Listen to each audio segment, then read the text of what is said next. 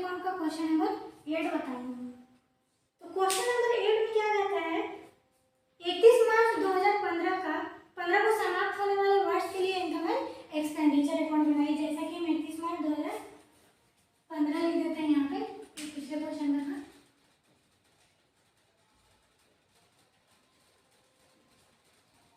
Clear है?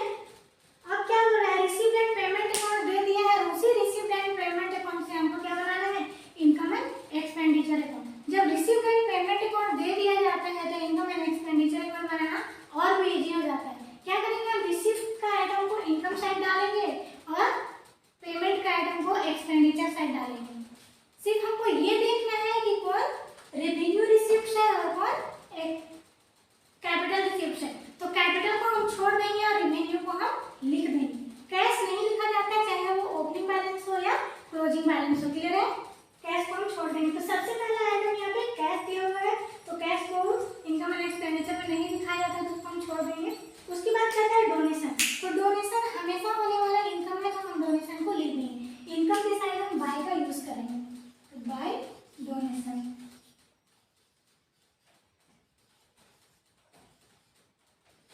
Donation हमको कितना मिल रहा है, 6000। डोनेशन हमको 6000 मिल रहा है। क्लियर है? उसके बाद कहता है सब्सक्रिप्शन। तो सब्सक्रिप्शन भी हमेशा होने वाला इनकम है, तो इसको भी हम इनकम के साइड दिखाएंगे। यानी जो हमेशा होने वाला इनकम है उसको हम दिखाएंगे, क्योंकि ये रेवेन्यू इनकम होता है, और जो वर्ष में कभी कभी होता है वो कैपिटल इनकम होता है, तो कैपिटल को हम छोड़ देंगे। क्लियर है? तो हम सब्सक्रिप्शन को दिखाएंगे, यहाँ पे लिखेंगे बाय सब्सक्रिप्शन।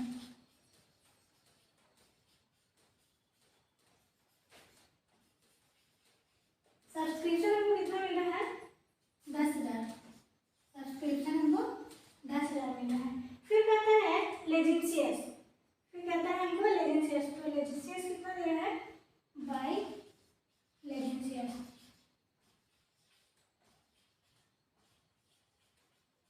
लेजेंसियस 2500 का है। लेजेंसियस के लिए एक नोट है जो हम लिखा देते हैं, आपको याद रखिएगा। नोट क्या है, देखिए, यदि लेजेंसियस यानी वसीयत, लेजेंसियस की वसीयत होता है, ठीक है। 2500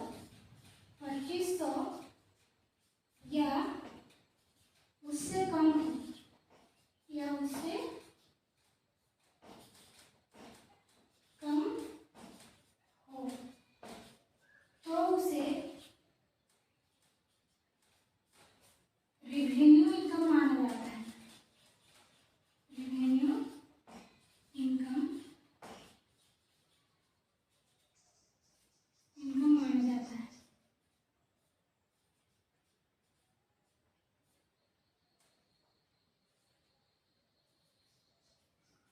अन्यथा उसे कैपिटल इनकम माना जाता है।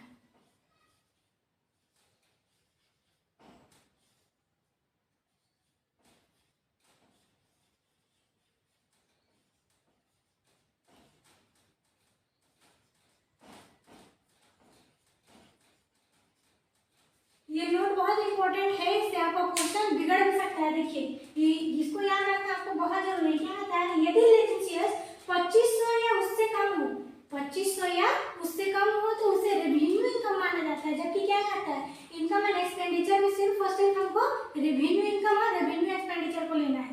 और अगर 2500 से 1 रुपया भी ओवर हो गया तो उसको हम कैपिटल इनकम मानेंगे। तो और कैपिटल इनकम जब हम मानेंगे तो उसको हम छोड़ देंगे। क्लियर है? तो यहाँ 2500 तक ही अमाउंट था इसका, इसलिए हम इसको लिख दिए। अगर 2500 से ओवर हो जाता तो लेजेंसियस को भी हम छोड़ देते। यहाँ तक तो आपको कोई दिक्कत नहीं होना चाहिए। अब कहता है इंटरेस्ट। तो इंटरेस्ट भी हमको हर महीने मिलता है, तो हर महीने होने वाले इनकम को हम लिख देंगे बाय इंटरेस्ट। इंटरेस्ट कितना मिला हमको, 75 रुपये। इधर बस इतना ही आइटम था। आइए पेमेंट साइड। तो पेमेंट साइड कहता है सैलरी। तो सैलरी भी हम हमेशा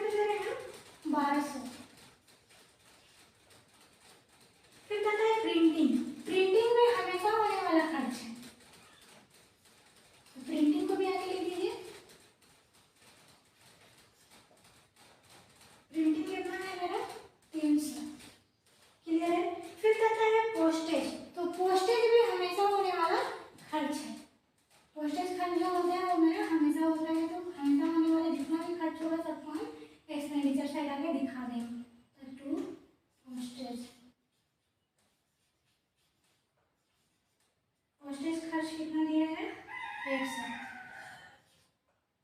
और क्या करता है एडवर्टाइजमेंट। तो एडवर्टाइजमेंट भी हम हमेशा करते हैं, तो ये हमेशा होने वाला खर्च है, इसको भी हम लिखा देंगे एडवर्टाइजमेंट। एडवर्टाइजमेंट कितना है 250। फिर कहता है इन्वेस्टमेंट। तो इन्वेस्टमेंट संपत्ति है, और संपत्ति को हम नहीं लिखेंगे, ये कैपिटल एक्सपेंडिचर में चल जाता है।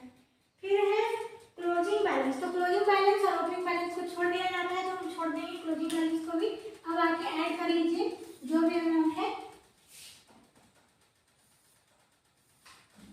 इधर हम जोड़े तो कितना है मेरा 16, 17, 18,575। 18,575। तो इधर भी उतना आना चाहिए। तो इधर जोड़िए, इधर कितना आता है 2, 3,000, 3,000,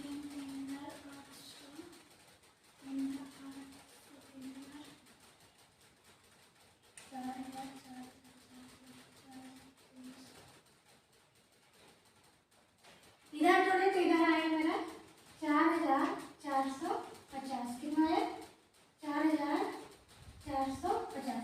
अब हम क्या करेंगे, आना कितना चाहिए था 18,575। इधर भी आना चाहिए था मेरा 18,575, जबकि आया कितना 4,450। तो हम 18,575 में 4,450 को घटा देंगे। तो घटाइए 18,575 माइनस 4,450। तो माइनस कीजिए 5, 2, 1, 4, 1, यानी कितना आ गया मेरा 14,125। तो कितना घट रहा था 14,125। अब यही मेरा आंसर हो जाएगा।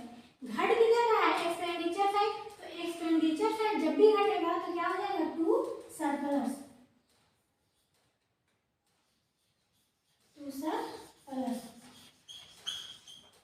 कितना सरप्लस हुआ है मेरा 14,125। इसको हम मिटा देंगे।